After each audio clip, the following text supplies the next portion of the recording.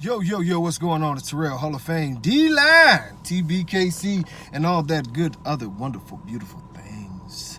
Yo, check this out. There's many questions, it's been many questions about the origin of the American Bully. You know what I mean? You have people, was it this, was it that? I'm going to tell you like this. We can go back a long time ago. Contrary to the rumors, well, let's not say rumors, just flat out lies. The Elite Edge did not create the American Bully. And let me tell you this, what I mean by this. Dave Wilson did not create the American Bully. You know, he even conned Ukanuba into putting his face on a bag of dog food and talking about the creator of the American Bully. That's a lie, but a tad bit of truth at the same time as far as Dave Wilson and the Elite Edge. This is what I will say we actually did. We created the community. We created a community that would push the American Bully to where it's at now. We created a community that, and organized the community, let's say that. We didn't even create the community, we organized the community. Because before all of us, there were American Bullies. You can go back and you can talk to some of the older dogmen and they'll tell you there were always these big ass pit bulls. There were always dogs that were nearly 100 pounds that people claimed to be pit bulls, but they didn't fit anybody's pit bull standard.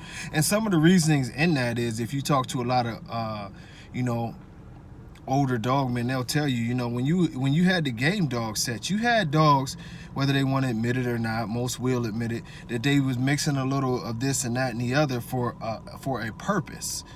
You know, and that we know what the purpose was, but sometimes you would have the larger breeds put in for this reason or that reason, and you did have different things going on. Some of it, you know, some of the dogs were just basically, you know, from a hog catching perspective. Some of them was to be in the pit. It was a lot of different things going on, a lot of different dogs mixed in there, and then you can do some extensive reading on it. Even some of the people talked about putting certain mastiff style dogs in dogs for a purpose that later on got incorporated into what was called the pit bull. Now we know what the true pit bull looks like, and it's nothing like our dogs, so let's not start that argument. But when you talk about the generic term of pit bull and not American pit bull terrier, there's a lot of mixes. People are going to argue it, but there are, because the name was stolen, you know. And when I'm saying this in the same sense of saying the American Bully, you know, the American Bully for a long time stole the pit bull name. So the stories that you hear about, you know, this great crusader, Dave Wilson, who made the American Bully and he went and suffered through so much, it's BS. He never got escorted out of a UKC show. I think it's T-Lo and Carlton Pratt, and I forget who else was there. They were the one who got escorted out of a UKC show, or kicked out, or however you want to look at it. But at the end of the day, even though it was rude, the reasoning was actually true to the game, because why would you allow individuals and people to come to your shows that don't support what you support? You know, our dogs were obviously not what even the UKC liked, and as y'all know, the UKC and the ADBA, they butted heads forever, you know, about the pit bull name.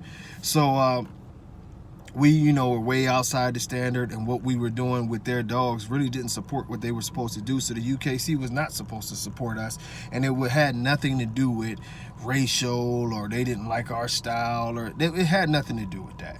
You know, I heard that propaganda out of Dave's mouth forever, talking about they just didn't like the way we dressed or the way we looked. No, Dave, our fucking dogs were 30 and 40 pounds over what their standard was. They were supposed to kick everybody out. What are you talking about?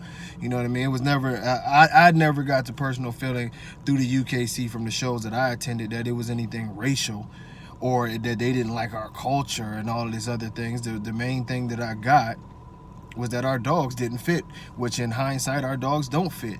And it's one of the same things I'm doing with the TBKC to eliminate dogs that are more English and American Bulldog and everything, and keep our look and cultivate our look. And theirs was already set. Now, as far as the American Bully and where it started from, like I say, the dog had been around forever. Like I say, if you go back to, I'm gonna stop saying like I say, but if you go back to even Gotti Line and Razor's Edge, and it's, you know, always said that Gotti Line and Razor's Edge, that was the start of the American Bully. Well, where did they get their dogs from? Think about that. Where did they get their dogs from? If you look at the pedigrees and it trickles back, it was bully type dogs before Razor's Edge or Gotti Line. You know what I mean? They use some of these bully type dogs. You know, you go back to some of the York dogs were big, you know, big, very muscular, that could have fit into what the American bullies were. I mean, it's a lot of dog lines that could have fit into these big, you know, American bully type lines, and maybe they were cleaner compared to what we see now, but you saw 90-pound dogs even back then. So this accreditation that certain people in this community want, that they started everything, is not that. You know, I go back to, what was that, 2004 or 5, you know, Larry Durant was doing shows out there in California, you know, where he had the shit, man. I think the one show I went to, you had Nemesis, you had Paco's. That was Paco's very first show. I judged that one. You had Monster, you know, you had man, who else was out there? King Lion was there. I mean, you name it, it was an all-star crew of dogs. Blue Gangster, I mean, 21 Blackjack. Woo! It was a nice show, and I'm missing a lot of them, trust me. And even at that show, y'all remember the dudes, Pimp Your Ride, West Coast Customs. Them dudes was out there. Larry was doing it big. That's the first time I met Cesar Millan. He was at that show. I mean, you name it, they was in the house, and this was before the ABKC. You know, so it might have been 2004 or whatever. ABKC always tries to push the date back that they were set up and running in 2004. They weren't. Trust me, they weren't at all. You know, first major ABKC show I think was in 2007. And I would know because I spent a ton of money on that show. So it was either 2006 or 2000. Might have been, yeah, it might have been like 2000. It might have been like 2006 because I still have my car lot then. But either way it goes, that show was before we had an ABKC, and we were trying to have an ABKC. Y'all keep in mind, I owned and showed the very first ABKC champion ever and helped start it. So I know a little bit something about this. And where the accreditation comes to the those of us who did start this ABKC thing and push the breed from that perspective is, we took something that was already there, we micromanaged it, wrote up standards, made it what it was supposed to be, and then we took it to the world. Now, the one thing that the Elite Edge gets credit for is the organization of the breed and taking it worldwide, making shows, having an actual registry. Although the registry took a while to get off the ground, you know, in some cases people didn't get paperwork for like 2 years, and it was because it was complicated. Nobody knew what the hell they were doing. Shit, I ran into some of the same problems with the TBKC, just, you know, matching up different types of electronics and shit like that to go to this and that and the other. It's a difficult task, but it eventually, you know, thanks to Holiday and, you know, the twins, Adrian and Alfredo, they were the original ones who was running the ABKC out of the back of their house, in an office in their house, and then Holiday took it over, and it went a lot better, you know. And I think the problem they said with Holiday was he got the paperwork out, but we were having trouble keeping track of the points. Then, you know, Dave and Deanna got it and took it to where it is, you know, now, as far as, you know, a worldwide thing, and the dogs is a worldwide thing. The biggest problem is that the original American bully, as to what we meant it for it to be, is not being represented anymore. In bits and pieces you see this, but at the same time what we've allowed is now what was once identifiable as one breed. And you go back to when the registry was started, all of the dogs, even though they might not have been carbon copies of each other, you could tell that they were supposed to be the same type of dog. You know, very muscular, very big, the same type of features, not a lot of wrinkles in the face, a cheekier dog, an athletic but stout built dog, you know. And common